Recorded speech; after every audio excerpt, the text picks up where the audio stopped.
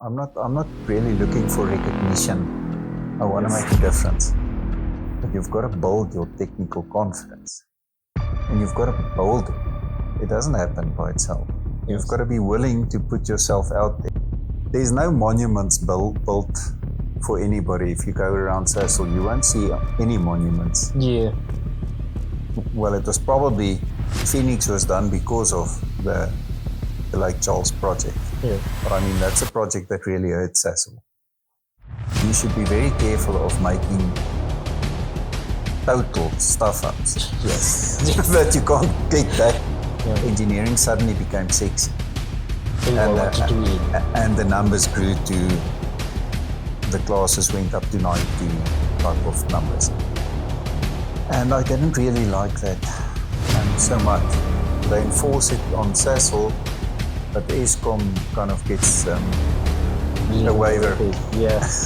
For somebody who starts at varsity, those first 2 years and building that base is so important.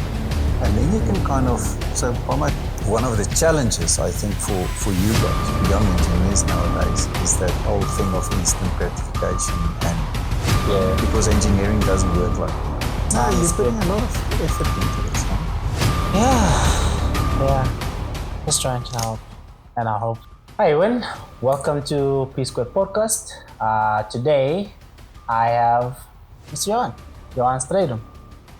So he's currently the head of process engineering department within project and engineering at Sasol. Right. So we're just gonna have fun and unleash 31 years of experience in the industry. So we're gonna start first with our moments. It's our game here. So pick like 3 random cards. Those are mine. You don't look at them. Okay. Okay, perfect. Let's see. There you go. You're under oath, no lies. Here we go. First one. Would you ever change your name? If so, what would your new name be? No, I would not change my name. You would not change your name? No. Why would you want to change your name? The name's part of who you are, so. You know, maybe it's just one of those things when you're young, then people start coming with nicknames from your name, so making fun of it. Yeah, no. I've had a few nicknames when I was at school, but... from Johan? But not from Johan, from my surname. Oh, from your surname, okay. You know, Strydom. Yeah. Stray is yeah. Stray as in... arguing. Yeah. And then Dom. But the guys, yeah. So. Okay. Second one, is there something... I'm tired of this card. I'm going to make you pick another one. Is there something that I can do better that I'm not doing right now? You? Yes. You can stop calling me Mister. Okay. Yeah, it's going to be a tough one. My grandfather will kill me for that. But definitely you can do that better. Okay. Okay. Just Johan, please. Just Johan. We'll try it. And I understand the respect thing, but it's not needed. Yeah, that's one thing again I struggle like when I get to the industry. You're working with these people and like, no, just call me by name. I was like, oh, my grandfather, if you caught me. No, like, that's what I say. I understand that, but but okay. Then let's switch it to you. Okay. What is something that I can do better? Yeah. No, you must tell me then. No, what? You're the one. You live your life. Right now. Yeah. Yeah, that's a really tough one.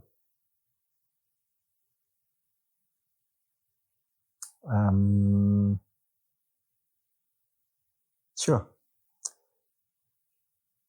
Because I try to kind of sort things out as I go along. Okay. I'm going to try and think of something, at least to give you something. Maybe recently I've kind of been more short-tempered than I would like to be. Oh, okay. I'm not a guy who loses my temper. Yeah, that's why I'm like, okay. No, but that's why I say more than I would like to be. So just breathe a bit more Yeah. and not respond. Okay. Last one. Okay. I think I got this from Mr. Herman. Also asked him about this. Yeah. What is your favorite thing about our relationship? About our relationship. That's an easy one. I love influencing young engineers. Okay. Seeing as you're part of the team, making a difference that I love. I love the opportunity. Okay. And I love the energy that I get from Greg. So, okay. that's an easy one. Oh, that's an easy one. Yeah. Okay, perfect. So I didn't get to chat with anyone that knows you better, but I was like, there's some of the things that I kind of know about you. Mm-hmm. Just take interest into cycling, seeing you at the Sasol marathon. Oh no, the relay. Mm-hmm. You've taken part in those ones. And then today, before we shot, you did 100 kilometers. What was your time? Did you check it? Or how was the pace? Or what was the plan for today? No, the plan today was to just get the 100 under the belt. So we didn't try to do it. I think our pace was around 23 k's an hour. But it was to get the time in the saddle before next week. Oh, okay. For doing the August. Yeah. So, yeah. How did you get into the cycling? I grew up cycling. Actually, I cycled to school and back. And then at varsity, I had a bicycle to get from race to class and back. And did a few cycle tours that we did with the church to raise money for Braille Bibles. Yeah, okay. So we did a few trips. And then it went quiet for many years. And then about, 12 years ago, 14 years ago? I don't know. Time flies. You're having fun. My wife actually decided to enter us for the August. Oh, okay. So the whole family is with the August? No. And that year we did it together. Oh, you did together. We did the August together. And that kind of got me going again. So then I did a few Augusts. Okay. And and since then I've been cycling. So it's Plan me up. 100 kilometers. How long does it take normally on average if you have to do 100? Well, what was our time today? 23 average was about 4 hours. 4 hours. 4.5 hours. We stopped. We cycled to Vol and back. Okay. And we stopped in Vol and had a coffee. Any below average human being will take this as a challenge. So, what would you say? How do you translate some of the things that you learn from cycling into your personal or just professional life? Perseverance. So I've done a few challenging things. On a bicycle, and one of the lessons that I've taught my children from a young age is that you don't give up. Yeah. Okay. So I think the one I did my first Sani to see. Before I did that, I went and did the Sabi Classic in Sabi. Yeah. And it was a horrible experience. It was wet.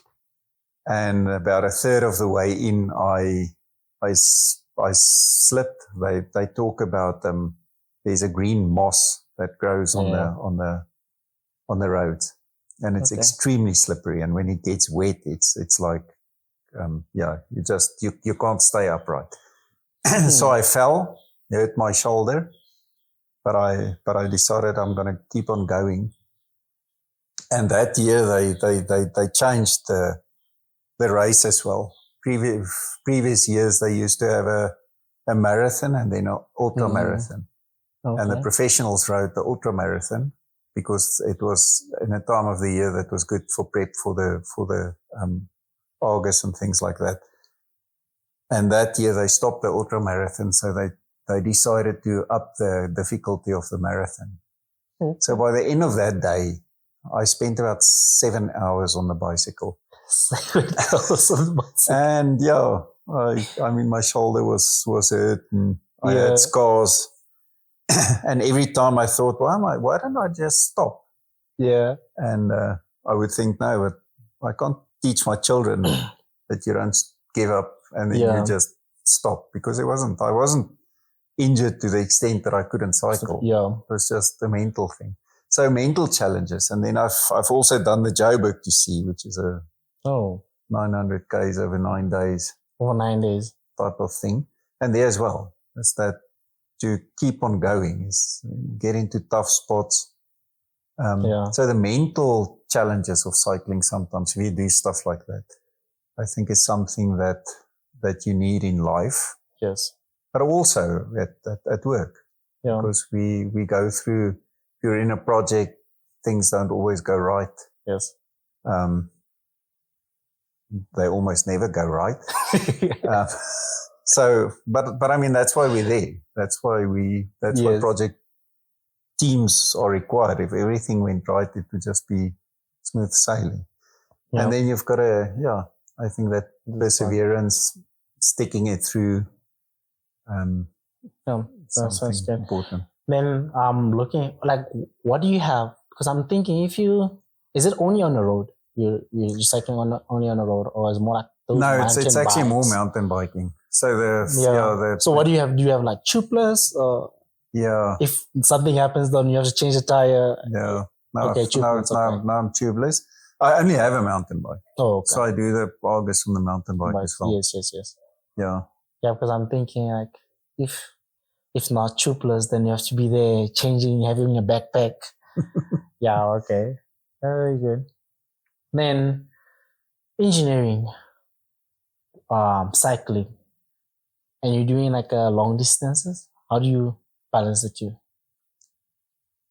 What, between the cycling and the cycling. I think from a very early on in my career, and it's one of the things that I also actually challenge people working in an environment is you've got to find the balance of owning your work, and when you're at work, giving your all, but you're not a slave to your work, and you should never be. So I, from a very young age in my career, I decided that work-life balance to me is extremely important. So when I'm at work, I do my work, but I try not to bring my work home. Yes. And I try not to work overtime. Okay. So sometimes you have to. I mean, when you're at work, you work. When you're at home, you're at home with somebody else. And then you go cycling. Yes. So no, because it's there's no monuments built for anybody. If you go around Sasol, you won't see any monuments. Yeah. Or built for anybody. Yeah. So giving your life to Sasol. We'll try to change the Sinfield Road to Johan Strydom. No, but that's the fact. Is you don't. Yeah. You should. There should be that healthy balance in terms of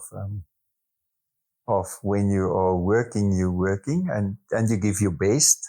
That's good. But you don't belong to the work. You've got a family, you've got a social environment, you've got a life to live outside work. Okay. Then let's see. Being with Sasol, 31 years. Never thought about leaving? I have. No. I'd be dishonest if I said I haven't. I think as a chemical engineer within South Africa, there's very few places that gives you the breadth and the challenges that Sasol does. I mean, there's a few refineries out there. There's a few other paper industry and a few smaller chemicals companies.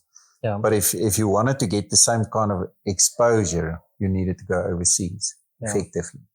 And that's something that never really attracted me. So I think that So the best option that you had was like, nope, this is the place, and I'm leaving. yeah. So I thought about it, but also Sasol has been really good to me in terms of opportunities. Yes. Because you don't keep on doing. So I've been there for 31 years, but I haven't done the same thing for 31 years. I've been effectively in the projects and engineering space for my whole career, but I've had such a breadth of experience. Yes, throughout. Okay, but let's take it back where you started. Where's the passion? What sparked that I need to do chemical engineering? Interesting one. I actually wasn't planning to do chemical engineering. Okay. I actually wanted to do biomedical engineering. Not interesting today. Like right now is not like an interesting thing to do, but okay. No, so you must remember. I mean, I was a matric in 1986, and biomedical engineering was a very unknown field in those days. And there was also, you could only do it through University of Port Elizabeth at that stage. So I was kind of torn between engineering and medicine. And then I thought, well, biomedical engineering makes sense, right? I mean, at school, you don't really know what you're doing in terms of your life choices. So then I contacted them and asked them what pre-grad, because it was only a post-grad degree as well. Yeah. So I asked them, what should I do? And they said, no, there's no preference. I can do anything. And then I kind of liked chemistry at school. Yeah. So it's like most of all the engineers. Oh, why are you doing chemical engineering? I'm good at chemistry. Let me do this. So I like chemistry, and then I got into chemical engineering. And as I did the degree, it just grew on me. And that's where the biomedical then went by the wayside. Because I think why chemical engineering? Because I did shadow as well in matric, and I shadowed the mechanical engineer and I shadowed a civil engineer. But I think chemical engineering, because it's more abstract.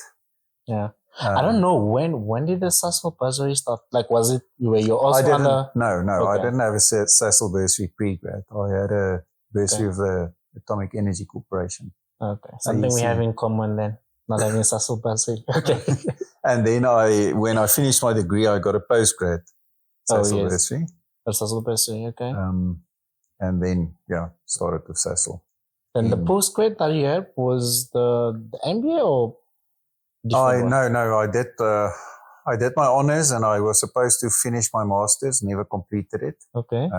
It's one of my life incompletenesses. Okay. One of the burdens that I carry with me. You can still try to do it now. No. You get to so I got quite far with it, and then I started working. And when I started working, the work was just more interesting to me than sitting and writing up my thesis, because that's what I had to do. I'd done all my subjects and gathered all my data, but I just never wrote it up. And then it got kind of stale. And and then later on I did my MBA. Oh, I see. You didn't get your undergrad was not with Sasol. Then they wanted to fund you for your masters. Same thing. I didn't have undergrad Sasol. Then when I wanted to do masters, they're like, okay, yeah, you want to come for the program, or you want to do masters? So I had to choose. So yeah, okay. But when you started the Sasol, which areas were you exposed to? Where did you start? So I started with SASTEC in those days. So I started right out in the engineering. GDP in those days was a lot less structured. Mm-hmm. You got there and you had to go and kind of organize your own. So they allowed you to rotate, but they allow you had to organize your own rotations. Yes, yeah.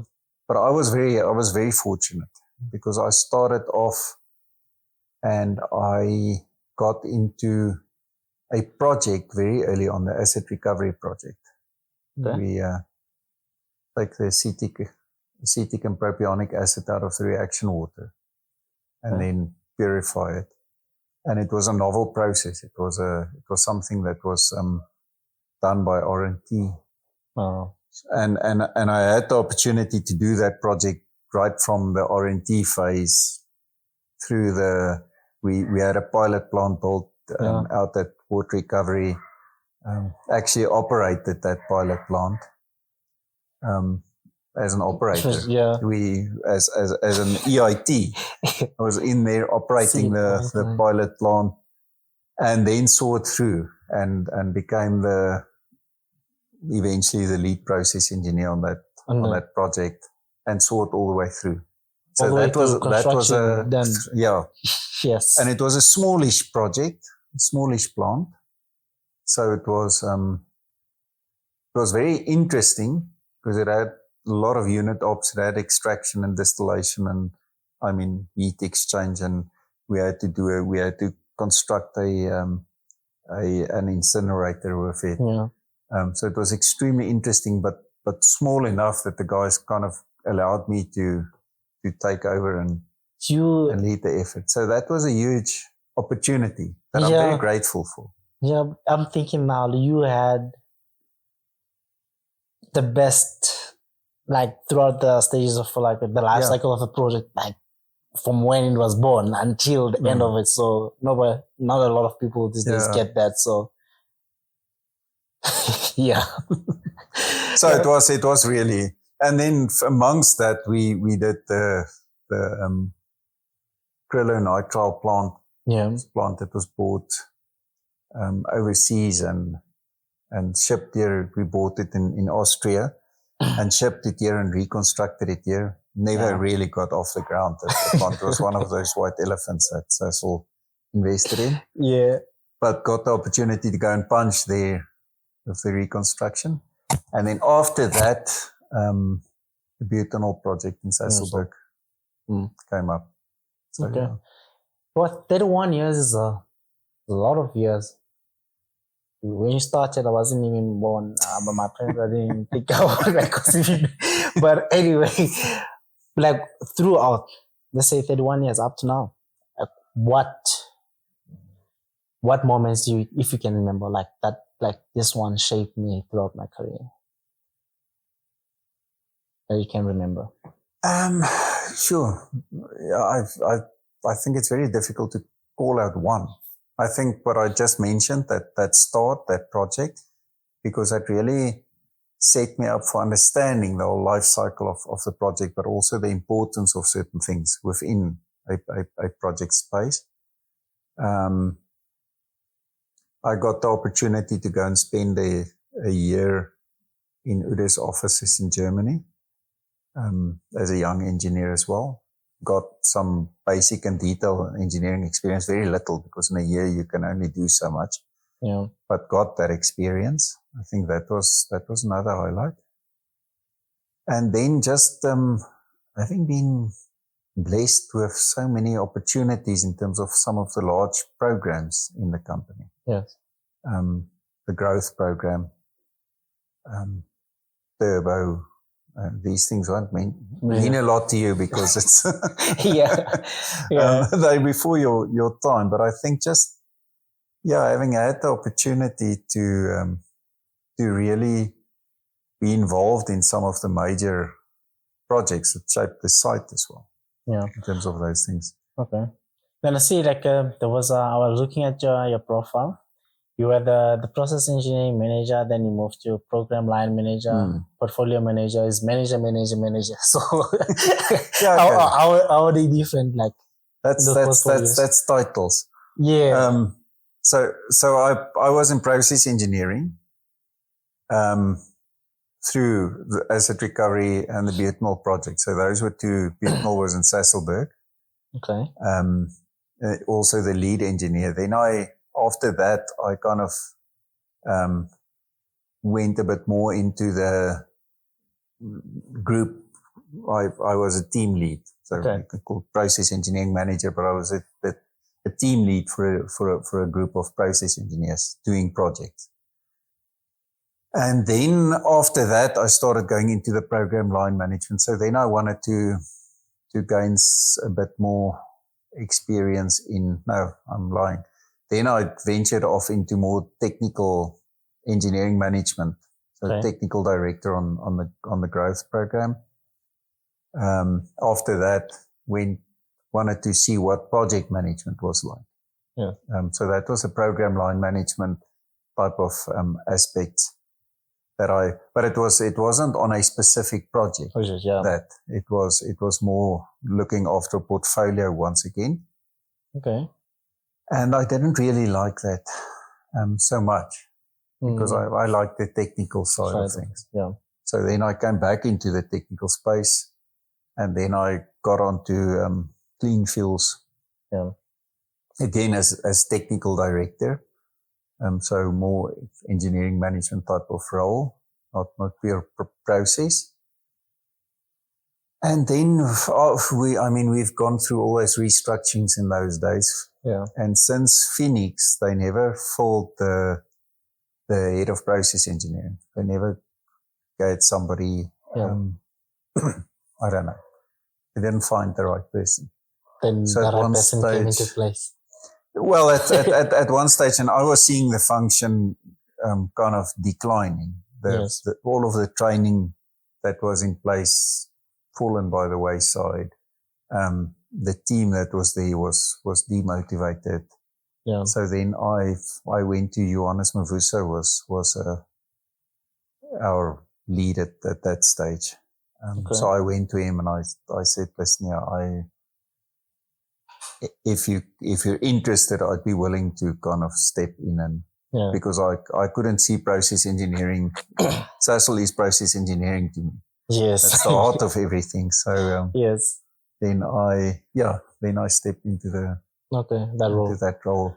Then as a head of process engineering, what are the daily issues that you come across, and how do you overcome those nitty-gritty things? I think that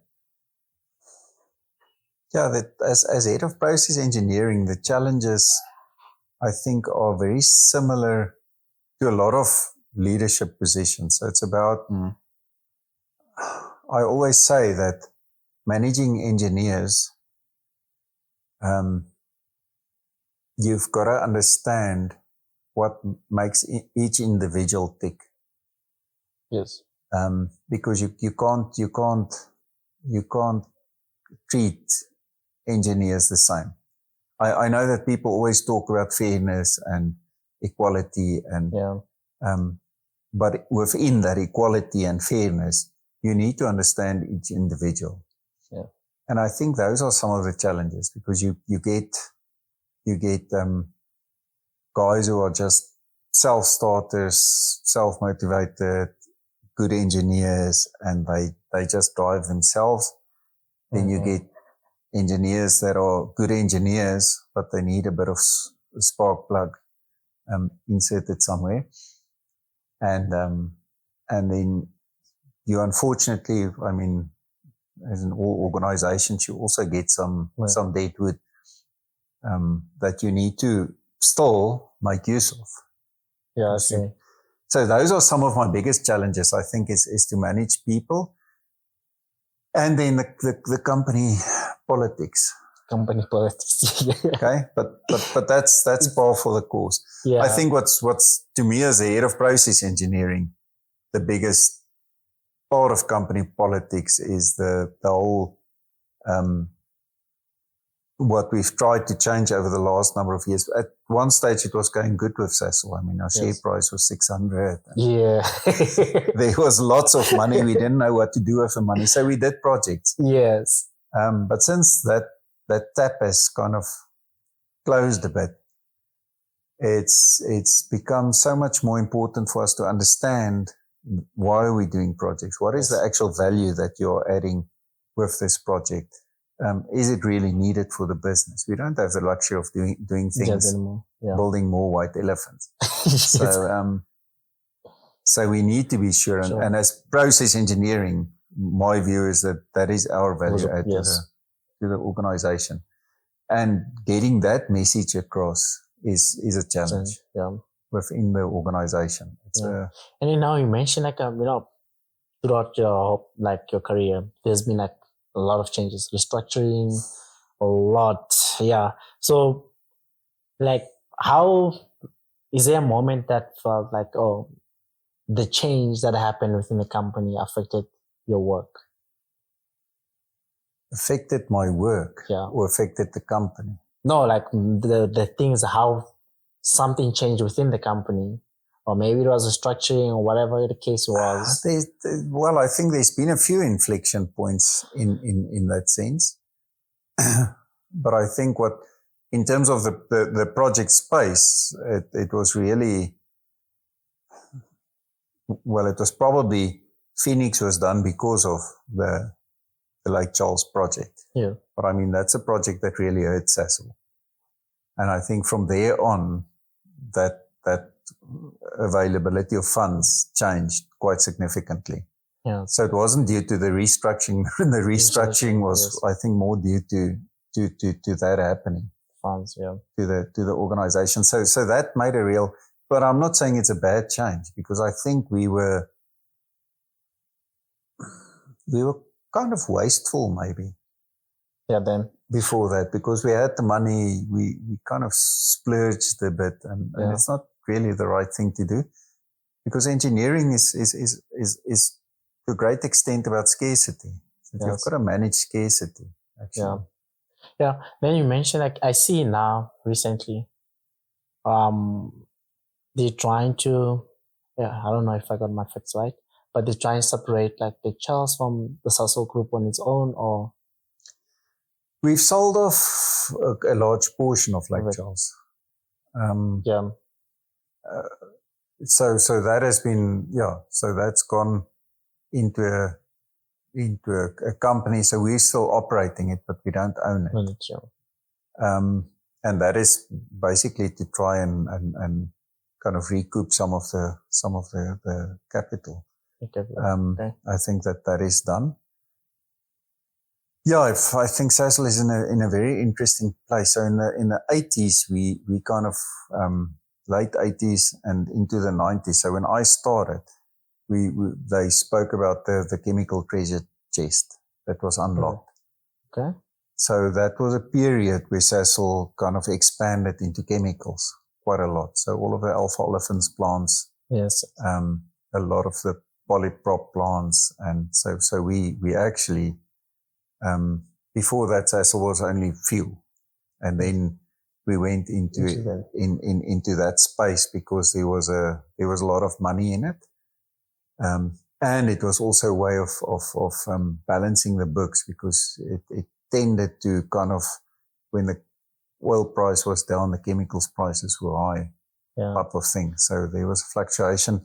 Now we're in an interesting space where it seems like chemicals is not a great business to be in, because the markets remain suppressed. So Oh, okay. Then for someone who's studying that career in chemical engineering, what advice would you give them? Let's start first with someone that is starting in varsity, and then someone that is starting someone starting in varsity. If I think back, so I had a bursary. I was fortunate to have a bursary, but my parents didn't really have the money to put me through school. So I was extremely afraid. My first year when I got to varsity, about not making it. So I really put in. Yes. Yeah, there was like effort and time, and in my first year and my second year, and then you get to your third year. So I think what I'm trying to get to is, for somebody who starts at varsity, those first 2 years and building that base is so important. And then you can kind of, so by my third year, that base was solid. So I started, it became a lot easier. And you're confident in yourself. Yeah, you're confident in yourself, and you know you've got this. Yes. And then when the real chemical engineering subjects comes up, it just makes it so much easier and more enjoyable, I think. Yes. if that maths basis and you don't get to do the maths again, but that base is so important. But I think so, yeah. I think my advice would be go hard from the word go, and then later on you can kind of start. You finish behind the 8 ball, you're never getting far. Yeah. And I think similarly when you start your career, when I mentor young engineers as well, is I always try to give the advice of build your technical base. Guys get enticed into becoming team leads and getting the titles after 3 years or very early on in their career. And I've always said that if you focus your first 5 years of your career really on building your technical base, nobody can take that away from you. Yeah. I mean, the only tree that can grow tall is the one that's got a solid root system. Yeah. If your base is not solid and broad and heavy, then if you grow too quickly and you tend to fall over. Yeah, I see. A lot easier. Yeah, a lot easier. And I've seen that in my 31 years where people have kind of shot for the opportunities and they move very quickly and they somewhere get lost. Yeah. Yep. What you're saying is what you just told me when I was in my program. Mm-hmm. I was still in the program. I came to your office one time. I was like, this is what's happening. And we had a chat and this is exactly what you said. So yeah. Okay. No, it's and I really believe in that. And it's also part of it that I've also told people is if that base of yours is solid and you then venture off into something else, you go and try management or something like that, and you don't like it, you can come back. Exactly. But if you've only got your first 3 years, your GDP behind you, and you move out of engineering, and after 3 years you want to come back, you're kind of lost. And that's sad to see because you see that with people, and now they're not technically strong enough to kind of feel like they can come back, or you don't want to take the step back that you will then need to take. But if your technical basis is sound, nobody can take that away from you, and you'll always have it. And that's why I think I was also able to venture off into going and trying project management, and it didn't work out, and I could come back. Yeah, because I see.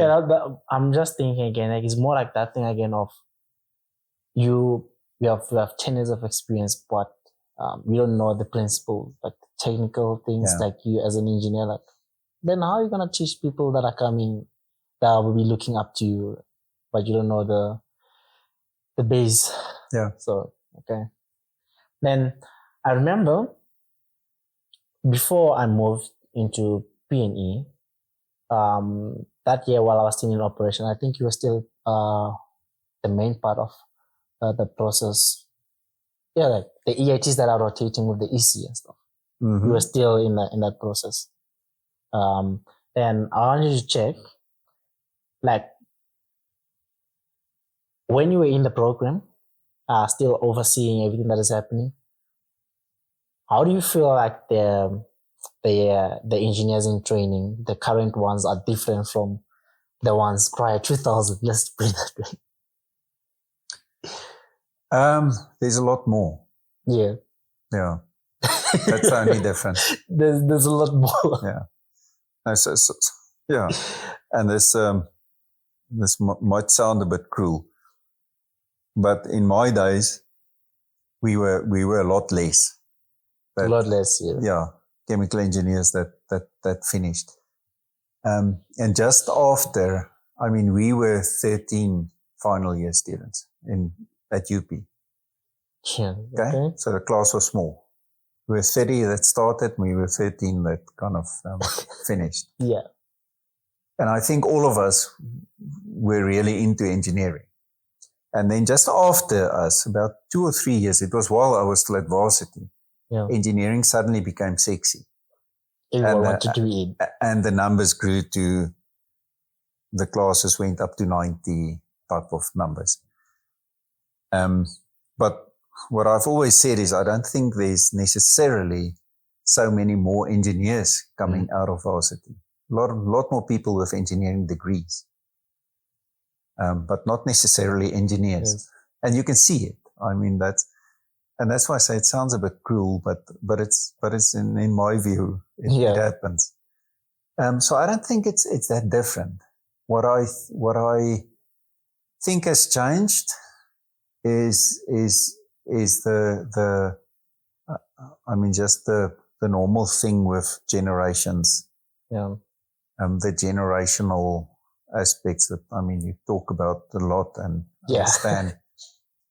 And one of the challenges, I think, for you guys, for young engineers nowadays, is that whole thing of instant gratification. And because engineering doesn't work like that.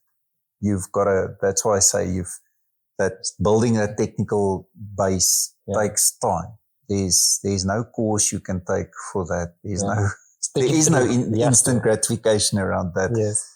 And in the microwave age of microwave engineers. Yes. Okay. Microwave popcorn and all of that things. Everybody wants things very quickly. Yeah. And so patience, I think, is something that has changed. People don't necessarily have the patience to stick it out.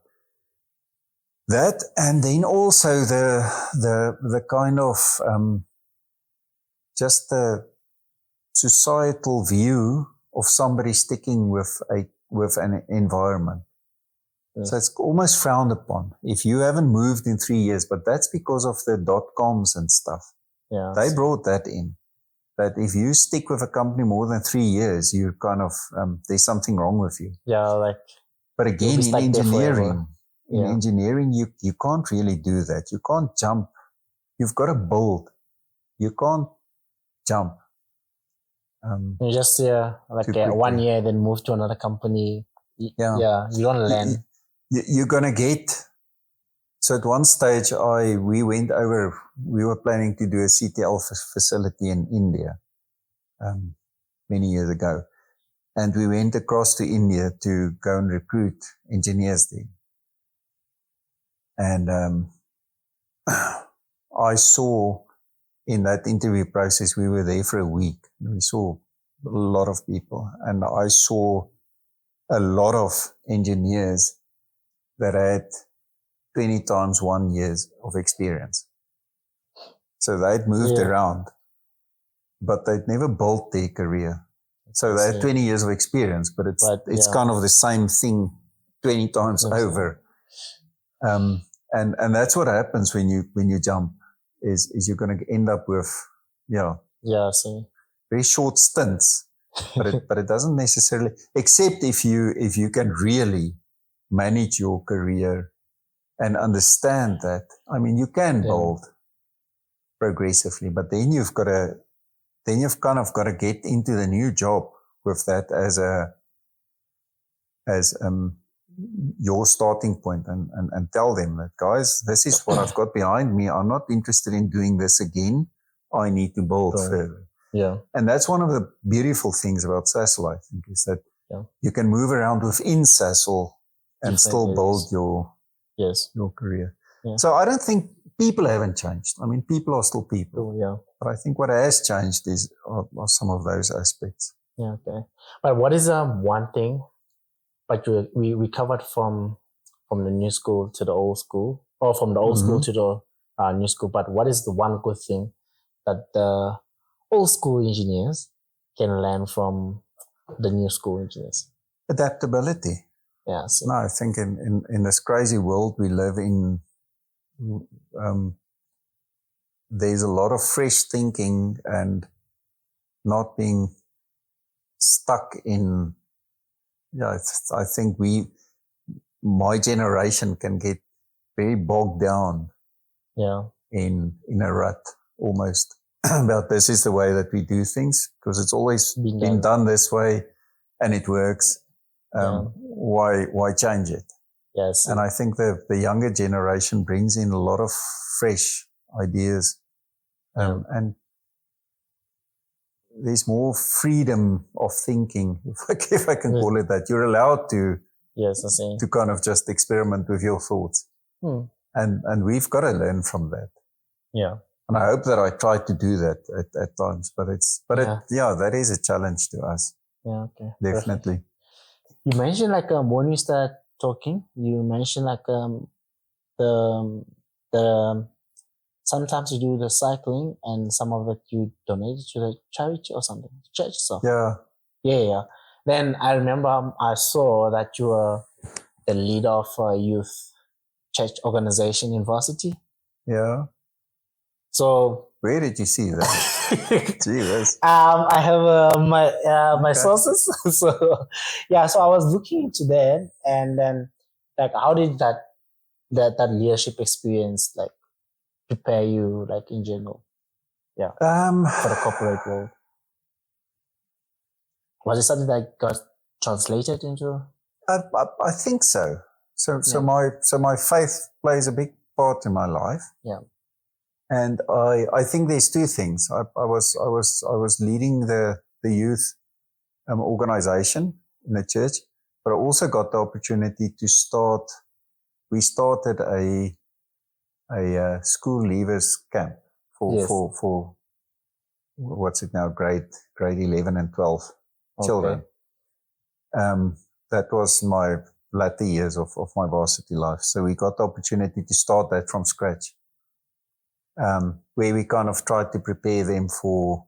It wasn't only people going to varsity; it was for people leaving school. So we kind of tried to prepare them for life. And I think that organizational opportunity, I think it helped me to a certain extent. But I think also, so I'm a fairly big proponent for servant leadership. Yeah. I don't like. I'm not really looking for recognition. I want to make a difference. Exactly. And I think that whole thing just set me up. So what I learned there and what I saw people experience there, and how I saw people's lives change on those camps specifically. Yeah. Okay. I think just unlocked something in me that what really makes a difference in life. And I've tried to bring that into my career as well. So that's why I'm passionate about mentoring. When I saw the process engineering going backwards and all of the training and development,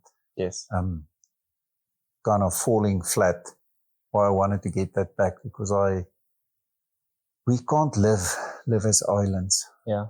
And you mentioned like right now, like so. I'm trying to figure out like how does your personal beliefs and values like get translated into mentoring someone or into a leadership role? Like, does it play a role? It definitely does.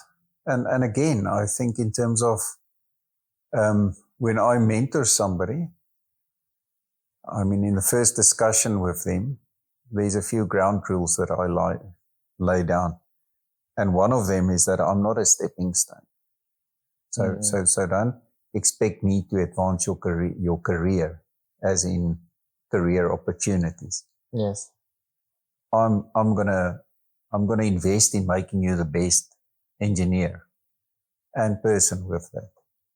So that's my mentorship view, and that's because I believe in that. I believe in you've got to go and fight your own battles. You've got to find your own path. Yes. I will try and help you be more of who you are to enable that. But you can't get somewhere on my credentials or yes. And I think that's very much out of my so that's part of my I don't believe in freebies. I believe you work for something. Yes. And, there's no something for nothing. No. Yeah. And unfortunately within Sasol, I think there's a lot of people who kind of try that. And often people also believe if they jump around that it creates opportunities. And it does sometimes. So you'll see people move very quickly up the ranks.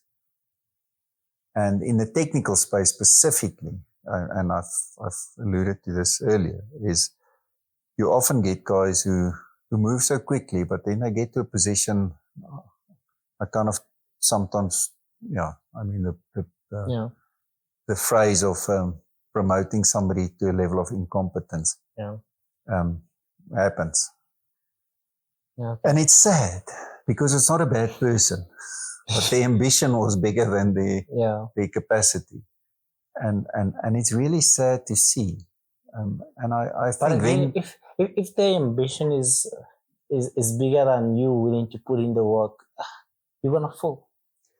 Yeah, so they get there, and either they lose respect of people, so they get into the position and then they're there. But then they lose respect, and you can see them falter. But now they're there, and it's that's why I say it's sad to see, because I think people don't recognize it up front. So they almost get there by accident, and now they're there. And once you're there, you are there. Yes.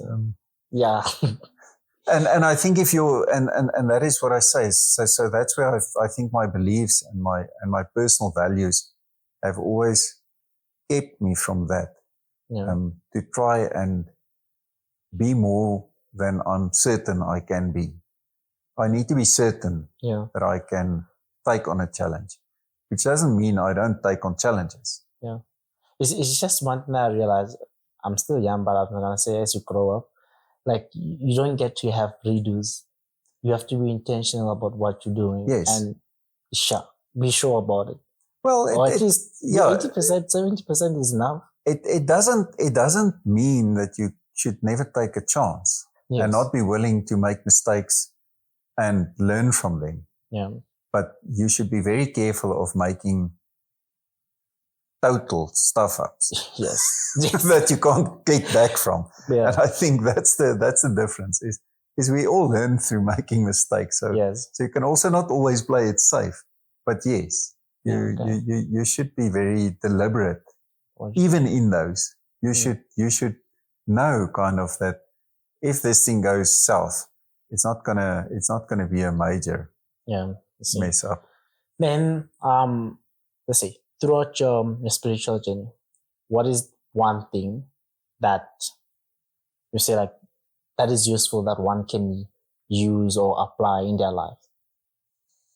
And with that in mind, what is your favorite Bible verse? Let's see. I think in terms of Bible verse, it is around the message of that I am able to do anything in Christ. Yes. So I think that message. I think that the thing that I've learned over the last number of years that kind of links to that is I use the words that you should change what ifs into even ifs. Yes. Because we get stuck very easily in what if this happens? What if that happens? And as engineers specifically, because we are trying to ask that what if question, right? That's part of our root cause analysis, is to ask it 5 times. But the what if can never stop. Because what if this happens? Then you get to that point, and what if that happens there? So you just branch out and your brain goes crazy. Yeah. And if you change those to even ifs, and that is where my faith plays a big role, because to say that even if this happens, I mean, what's the worst outcome actually? Yeah. You kind of stop that negative train of thought.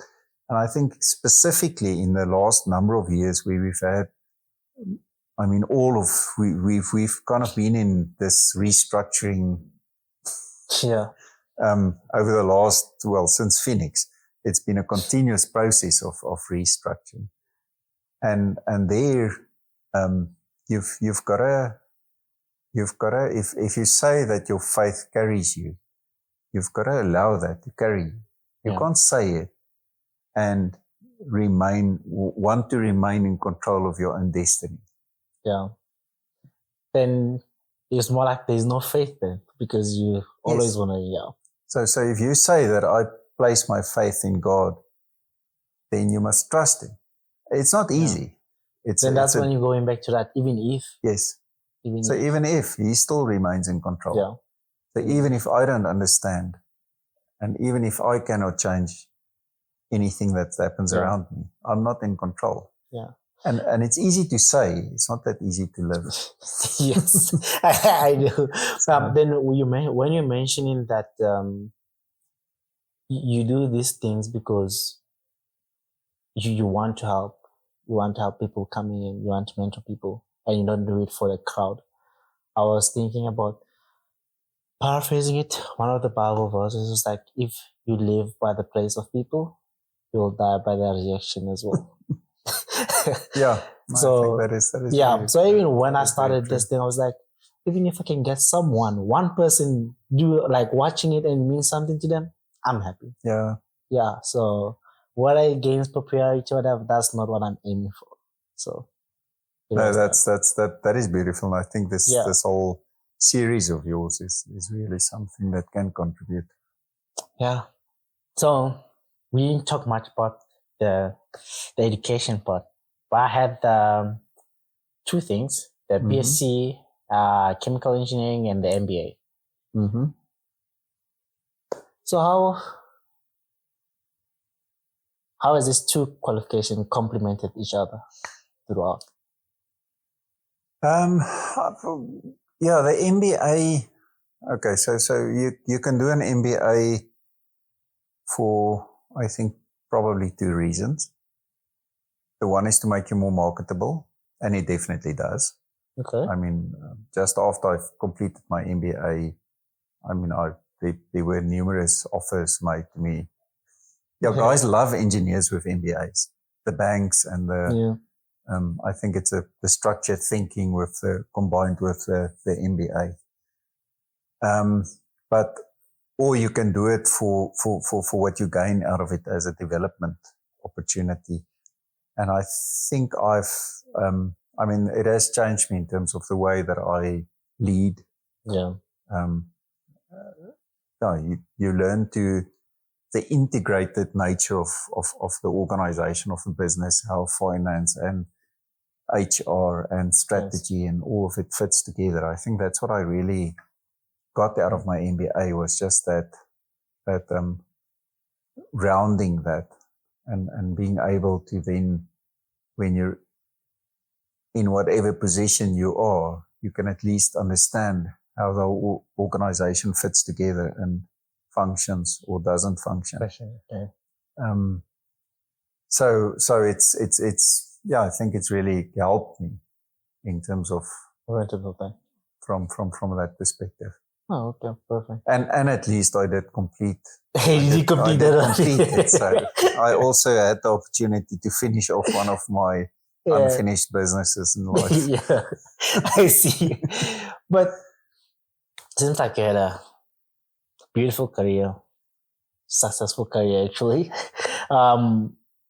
Then just looking into the future, what was there for Johan this time, not Mr. Johan? Yeah, so is there anything that interests you in a couple of years coming? Yeah, so one of the things that I've kind of aspired to, and if I can get the opportunity, that would really make me very grateful, is I'll still be around for the next few years. But then I don't really have specific hobbies. Okay. So when I retire, I don't want to retire. I actually want to go into lecturing. Okay. But I want to go to the universities and position a bit of a course to them about the transition from academics into industry. So to do that with the final year design course, but I don't want to go and lecture full time. I want to do this as a kind of a guest lecturer combined with the final year design course. Kind of what does it practically mean when you move over from the academic life into the industry? Because I think that transition is quite a challenging one. And what we I think what we also found in the COVID, when COVID hit, and the guys' degrees, I don't know, where were you? You guys were already in the system, right? Yeah, but it was last year. I think it was my last year at varsity. COVID hit, yes.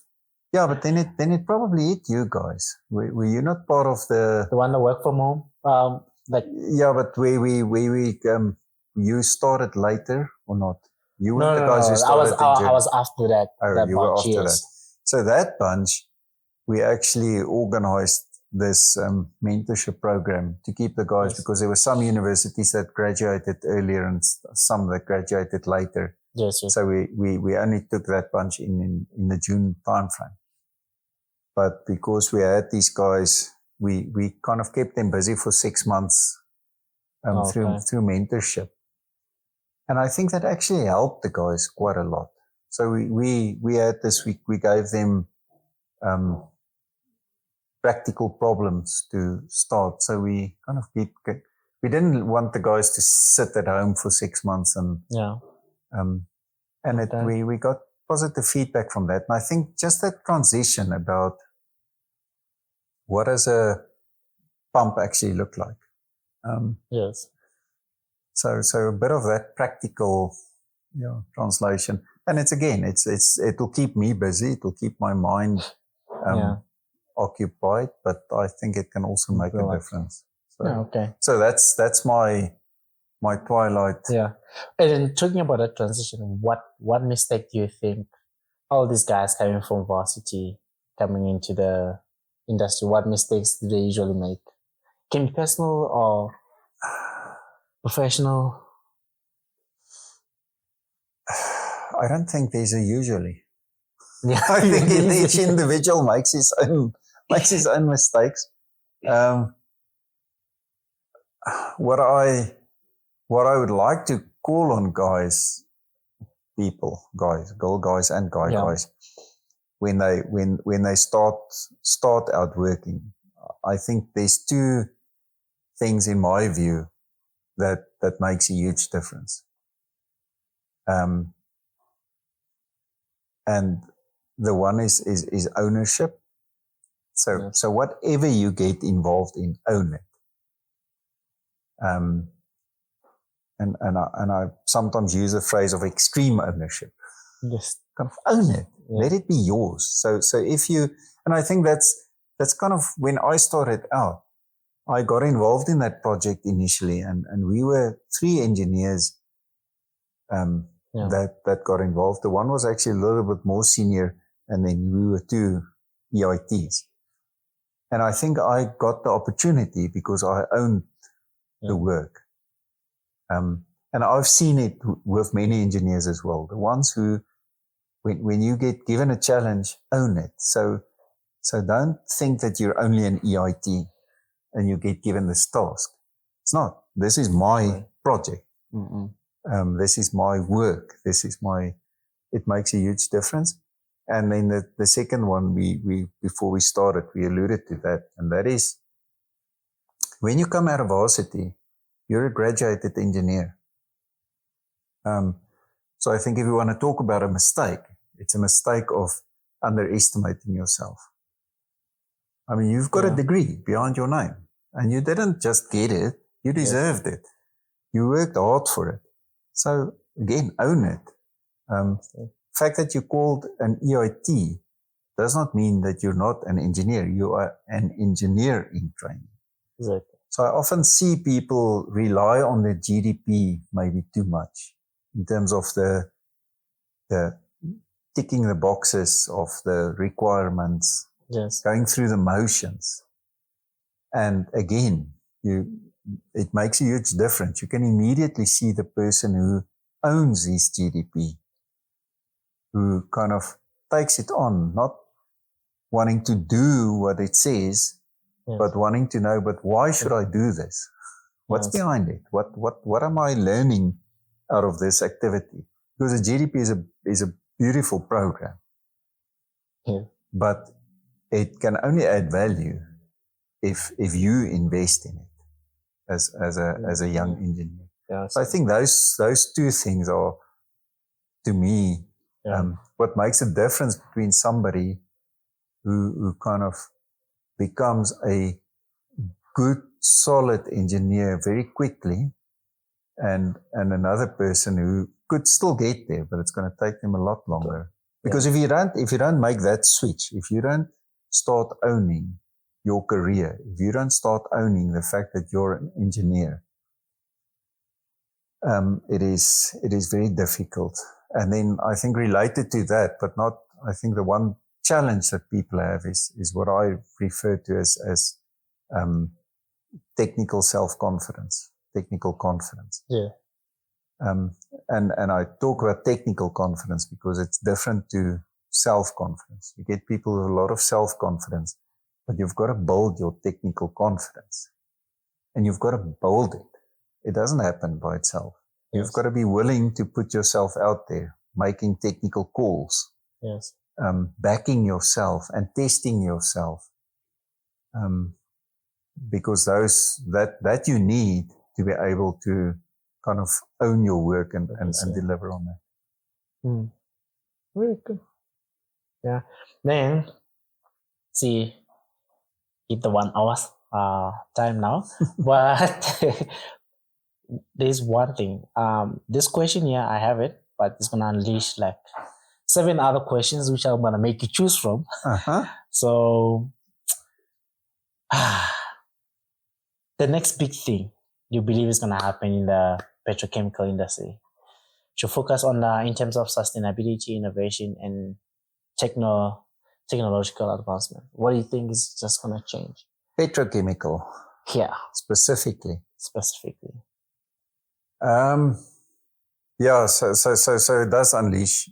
It does unleash a very long discussion. Because let me do that. Yeah.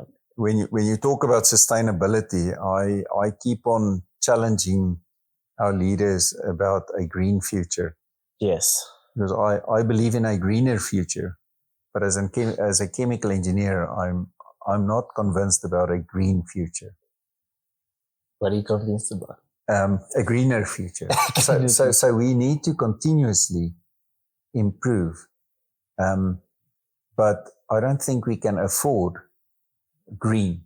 Yes. Because it's just too expensive. And it needs to make, except if you sit in Scandinavia somewhere, you might believe it, right? But especially in the South African context, I think we are unbalanced in that regard. So we need to continuously look at making things more sustainable. Yes. Have less impact, but to have these huge jumps, I just don't think is feasible for us. Yes. As a country. Yes. Definitely. Yeah. So, like I said, 7 questions. So let's make it quickly. When I choose, let's make it 4. 4 numbers between 1 and 7. 4 numbers. Yeah. Okay. So let's be scientific about it and make it 1, 3, 5, and 7. Okay. I'm an engineer. I need to show that. So this one, challenges in transition, right? So what are the biggest challenges the petrochemical sector faces when trying to transition from traditional energy sources to greener, more sustainable and alternatives? Sort of. I think the hype. Yeah. So as a chemical engineer, I believe our most sustainable energy source is nuclear. Nuclear. Yes. It's clean, got zero carbon impact, but the hype out there is anti-nuclear. Whereas things like solar and wind, people are underestimating the impact that has on the environment. And it's again because of the hype created out there. So as engineers, we should base our work on facts. Okay. I mean, all of Kuiberg's waste, nuclear waste, because that's what people are concerned about, is the fact that, this is nuclear, and the waste that is there is nuclear waste. Yes. Even though they've built a storage facility in the Northern Cape, they haven't had to send anything there yet. All of their nuclear waste is still stored on site because it's so little. And that's why I say it just, in my view, nuclear is a far cleaner energy than wind or solar will ever be, because of the associated impacts of obviously, if nuclear goes wrong, it goes spectacularly wrong. Yeah. But we can do it without going wrong. Yeah. Okay. So hype. The hype about. Yeah. Okay. Then the third one, carbon emissions reduction. So many companies are setting ambition goals to reduce carbon emissions. How feasible do you think these targets are for the petrochemical industry? And what are some of their key strategies to achieve this? It is, okay, petrochemical industry in general, I think is a difficult. I'm going to be a bit more specific about Sasol. Yeah. So I believe in Sasol, if we want to decarbonize, I mean, how do we do that? Because we are producing hydrocarbons, right? So it's quite difficult to decarbonize. Yes. But I think we need to focus a lot more on keeping the carbon in our product, so in the hydrocarbons. Yes. So wherever you can prevent the carbon from going into the atmosphere, we should focus on that. Yeah. So getting more electricity from sustainable sources instead of from coal. Yes. I think that could be for us a big step. And that's where I believe in nuclear as opposed to wind or solar necessarily. Yeah. But if we can turn all of our carbon in our coal into products, our carbon intensity will completely change. So, but the petrochemical industry is challenged with that because we are a hydrocarbon industry. Yeah. So, and again, I think there's a huge difference if you around the hype of electrical vehicles, and because what generates the electricity for electrical vehicles, and what is this? It all depends on where you draw the boundaries of that mass balance, right? Of that system, about what the carbon impact is, because the production of batteries and solar panels and the waste that gets created once their lifespan is over, I don't think we understand that yet. As a world. So it's back to the hype. It's kind of linked to question one. Yeah. Okay, 5. I didn't want this one, but you chose it. The government policy. Policy on? Yeah. So how do you how do government policies, regulations around the green energy and sustainability impact the operations of the petrochemical industry? Are they helping or just hindering the progress? I think they are imbalanced, because I think our government collects policies from Scandinavian countries. Exactly, that's right. Yes. And then and they try and enforce that on a our economy is a third world economy. So if you can just get the balance, and that's why I distinguish between a difference of being greener and trying to be green. Yes. And our government is trying to be green. We can't afford it as a country, definitely not. So if we can just get some sanity in there. So I don't think our policies are contributing. And then you go and look at it. So they enforce it on Sasol, but Eskom kind of gets a waiver. Yeah. And I say that in everything we do as well, is if you make a rule, you must be able and willing to enforce it. Yes. Otherwise, you shouldn't make a rule or a law or anything for just one like that. Entity or group, then the other ones get away with it. Okay. Yeah, so I think it's, unfortunately, I think the policies are not supporting petrochemical industry, and we Yeah. need the petrochemical industry still. Yes. Yeah, I see. Then last one. How do you balance the traditional aspects of petrochemical engineering, which have been there for decades, it can be equipment, with the need to innovate towards more environmentally friendly practices?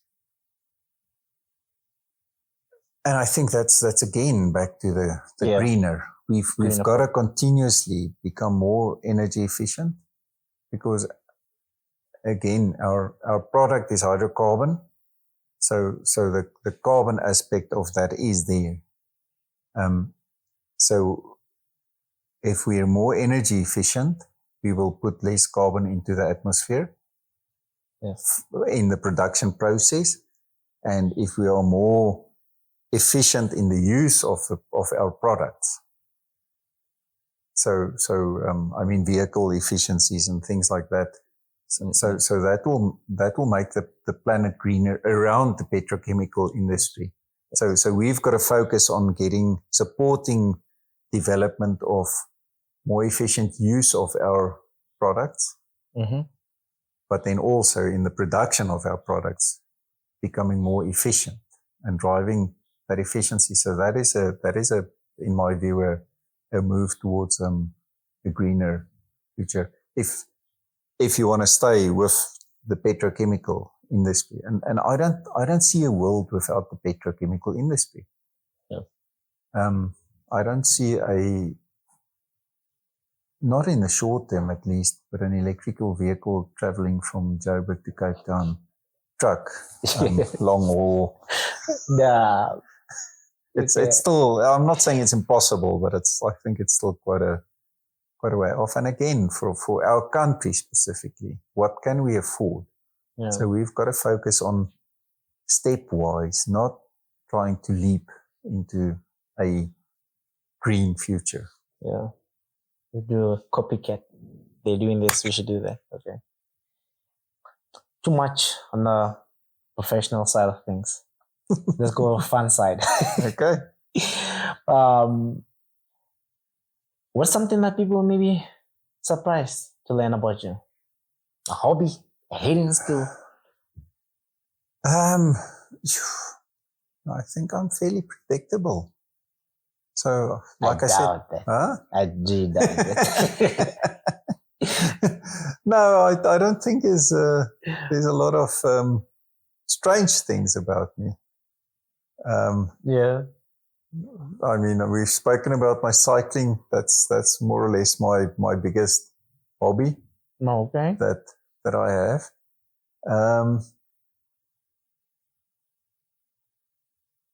Yeah, this is not. What would people be surprised to learn about me? No, I'm a fan. Okay, what's the favorite place you have cycled? Or the route that you've cycled? I think the Sani to Sea is a very nice race route. Okay. I must say that the Joburg to Sea thing was a really a big experience, because of they talk about, or they used to talk about the Joburg to Sea as experiencing our beloved country, because you cycle through rural KZN. And I mean, it's actually incredible the experience you have on that route, because you go through these rural settlements, and just the way that the people welcome you there and cheer you on. And it was on the road when you're passing. That was a really great experience. Okay, but now, given your career and interest and stuff, so are there any books?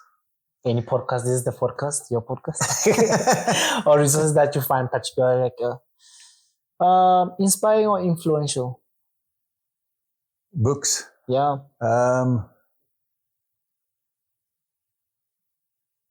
Books that I've found inspiring or influential. Yeah. I read wide, so I love fiction.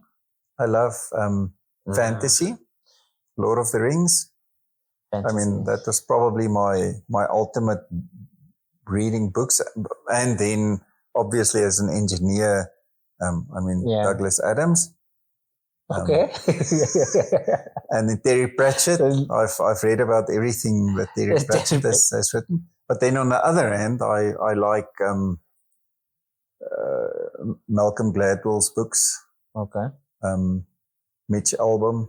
I don't know if you know his books, Tuesdays with Maury.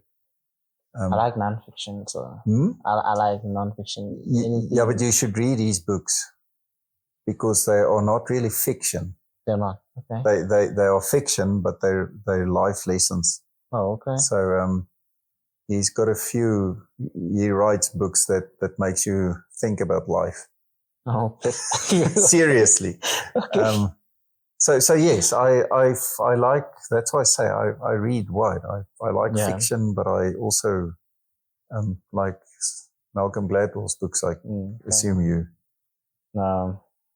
So looking back in your career, leadership roles, what legacy do you hope to leave behind? I think similar to what you said about your podcasts. Yeah. If there's a number of plants out there that I can associate my name with, that I've been part of the project and stuff, but that to me is not the legacy. I think if there are people the day that I leave that say that I made a difference in their lives, as engineers, but also as people, I think that would be the legacy that I would like to leave behind. That I made a difference in people's lives. Okay. Any last words of wisdom for anyone who will be watching this? I think I've got a really profound piece of wisdom that I can, so to everybody out there, keep on watching Greg's podcasts. That's perfect. That's perfect. That's the best thing that we've said on this podcast right now. Okay, cool. Yeah, then before we close, going back again to our moments, I pick another 3 cards from the second deck. The second deck? Yes. Different deck. Let's see. Okay. Just pick 3 again. Okay. Let's see if I can pick ones that you prefer. There you go. That's perfect. Let's see. First one. What is a quality you wish you could have more of? A quality? You wish you could have more of?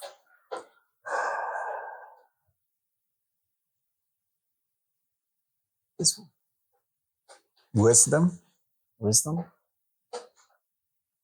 Okay. I think to know, be wise enough to know how to act in specific situations.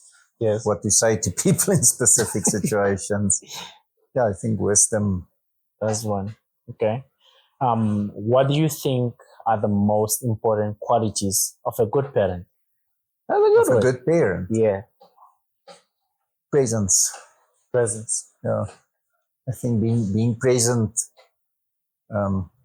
Love and unconditional love is the obvious one to say.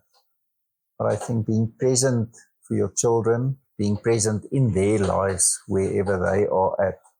So I've got 2 daughters. They're now 24 and 21. And it's still to me important to be present, to be there for them. Yeah. That's good. Last one. If you were invisible, where would you go and what would you do?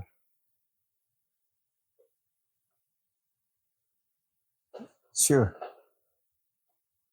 Right at the moment, I think I would love to go and see what Donald Trump is up to when he's not in front of the cameras. But I think that, I think it must just be either hilarious or extremely scary, right? maybe it's the same guy. Like if cameras, no cameras, the same person. Yeah, it's also possible. Yeah, it would be fun one. Yeah. But it would be interesting, definitely. No, okay. Yeah. Well, John, thank you for having discussion with me. It's always difficult trying to figure out which part should I focus on with someone who has a lot of experience. I hope I did justice of touching on everything. No, thanks. So, but yeah, thank you. Enjoyed it. And Yes. no, when I said that people should keep on watching your podcast, I'm sincere about that, because I think what you're trying to do, Greg, is really inspirational. As a young Thank you. person, you want to make this kind of difference and putting in the effort Yes. to try and make a difference in people's lives. That's really enjoyed it very much. Really appreciate it. Get also being here in the podcast, I get words of comfort, but I appreciate it. Then everyone who's watching back at home, hope you enjoyed this episode. And you know, if you are not a process engineer or a chemical engineer, there's someone out there who wants to be a chemical engineer. So just pass the message. Hopefully they will learn a thing or two from our discussion. So perfect. Thanks. Thank you. Yes. That's it.